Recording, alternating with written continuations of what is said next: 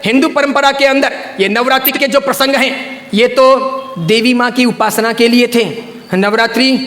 पवित्रतम रात्रियां कही जाती है, पवित्रतम दिन कहे जाते हैं। ये आसो जो चैत्र महीने में आती है, ये साधना के लिए, मंत्र साधनाओं के लिए, ब्रह्मचर्य के लिए, सत्व को प्राप्त करने के लिए, इष्ट की सिद्धि के लिए, अंतरतम की शक्तियों को जगाने के लिए, कुछ अच्छा हासिल करने के लिए होती हैं। समझदार हिंदू और समझदार जैन श्रावक श्राविका और समझदार हिंदू और समझदार जैन साधु संत इन दिनों में साधना में बैठते हैं, मौन रहते हैं, ब्रह्मचर्य का परिपालन करते हैं और आगे बढ़कर के शक्तियों को साधते हैं। उस जमाने में देवी माता की आरती करना, घट स्थापना करना, देवी माता को रिझाना और पुरुष एक तरफ, महिला एक तरफ, महिलाओं की जगह में, पुरुष की जगह में, देवी माता को बीच में रख करके मात्र उनके हाथ से गरबे लें और इस प्रकार उनकी भक्ति करें। यह परंपरा थी नवरात्रि की।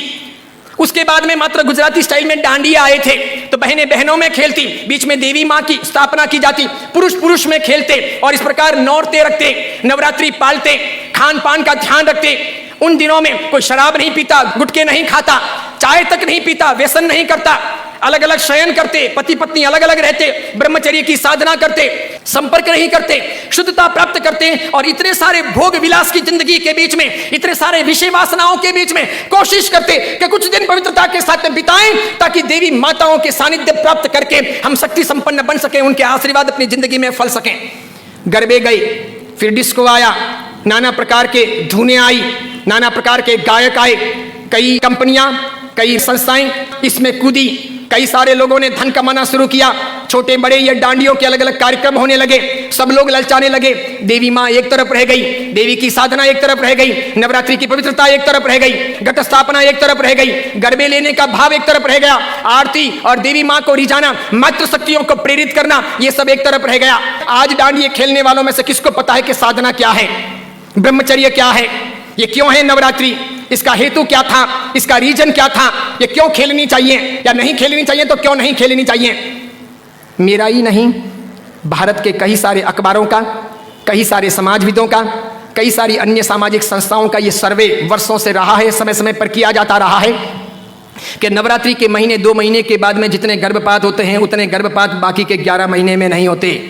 तो ये व्यभिचार नहीं है तो क्या है, ये दुराचार नहीं है तो क्या है, ये जीवन की भ्रष्टता नहीं है तो क्या है। इस बात पर मैं कुछ वर्षों पहले बोला था, अभी किसी ने वो वीडियो वायरल कर दिया और उस वीडियो को लेकर के अखबार ने लिखा। मैंने कहा जो सच है वो सच है कि हम अपनी साधनाओं को बचाएं, बेच ना दें। हिंदू धर्म की परंपरा हो कि जैन धर्म की परंपरा हो, कोई भी उत्सव महोत्सव हो, मैंने समय समय पर यह भी कहा था गणपति अगर हिंदू धर्म के देवता हैं और गणपति के महोत्सव अगर मनाए जाते हैं या उनका आराधन अगर किया जाता है तो उसमें कहीं जुआ नहीं खेलना चाहिए, शराब नहीं पीनी चाहिए, गणपति के नाम पर तमाशे नहीं करने चाहिए, लड़कियों के साथ में नाच गान नहीं होने चाहिए, गणपति लड़कियों को छेड़ने के लिए महोत्सव के तौर पर नहीं आ रहे, लड़कियां अपनी जगह पर हों, पुरुष अपनी जगह पर हों, वहां शराब नहीं पी जानी चाहिए, उनके पैसों का प्रपंच नहीं होना चाहिए, गणपति को सेलेबल नहीं बनाया जाना चाहिए। हिंदू धर्म अगर इन चीजों को नहीं संभालता है तो धीरे धीरे भारतीय संस्कृति का विनाश होगा।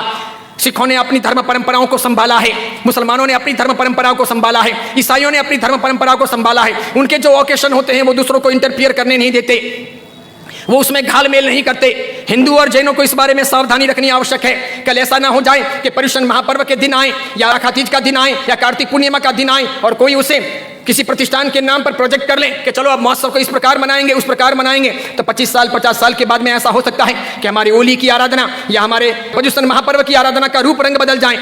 जैसे मैंने नहीं कहा था कि मात्र संगीतकारों को बुला करके हम 9 दिन की भक्ति रख लें, सुबह भी भक्ति, रात को भी भक्ति, ठीक है, और इस प्रकार पर्युषण आगे बढ़ जाए और अच्छी खासी संख्या के अंदर वे आधुनिक संगीतकार आधुनिक धुनों पर बहुत गाएं और नौजवान लड़के लड़कियों को मजा आ जाए, सब वहीं पर जाएं। तो 10 साल 15 साल तक अगर ऐसा चले तो आज एक ने किया, कल दूसरा करेगा, परसों तीसरा करेगा, बाद चौथा करेगा, धीरे धीरे साधुओं के व्याख्यान में कोई नहीं जाएगा,